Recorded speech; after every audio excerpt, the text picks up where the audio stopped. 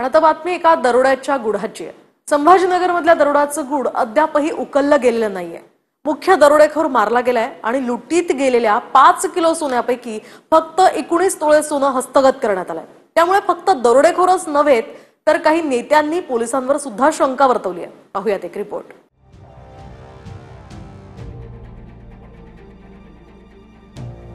छत्रपती संभाजीनगरमधल्या दरोड्याचं गौडबंगाल नेमकं काय हे अद्याप समजलेलं नाही।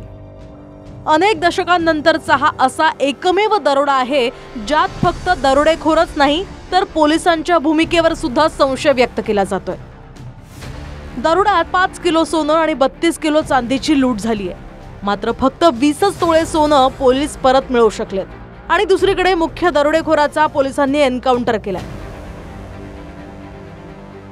थोडक्यात दरोडेखोराचे इतर 5 साथीदार अटकेत आहेत। मुख्य दरोडेखोर पोलिसांच्या एन्काउंटर मध्ये मारला गेलाय आणि दरोड्यातलं इतर सोनं चांदी कुठे गेलं याचा कुणालाही पत्ता नाहीये।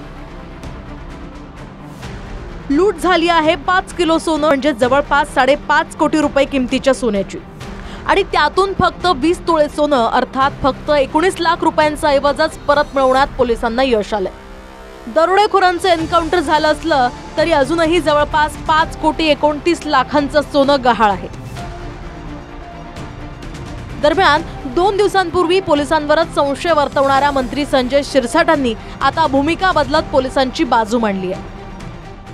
मला असंही काही वेळेला असं जाणवलेलं आहे, हे जे काही दरोडे असतील, जे छोटे मोठे चोर आहेत, यामध्ये काही डिपार्टमेंटला मधले माणसं त्यांना सहकार्य करतात अशी सुद्धा काही लोकांची तक्रार माझ्याकडे प्राप्त झालेली आहे। जवळपास 5.5 किलो सोनं आणि 32 किलो चांदी एका उद्योगपतीच्या घरातून त्या चोरट्याने घेऊन गेले होते। त्याच्यावर गोळ्या झाडल्या। त्यांनी त्यांच्या अंगावर पहिले जीभ घालायचा प्रयत्न केला, एक राऊंड फायर केला, त्यानंतर पोलिसांनी त्याला प्रत्युत्तर दिलं।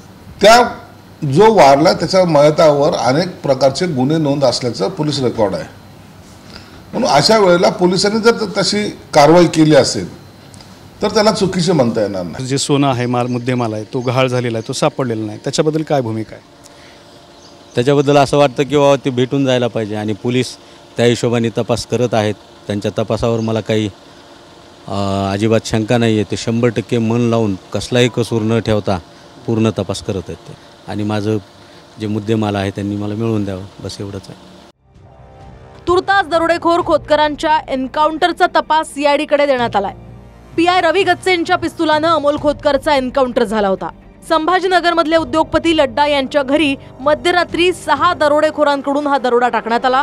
त्यापैकी 5 जण सध्या अटकेत आहेत। Bureau report, TV9 Marathi.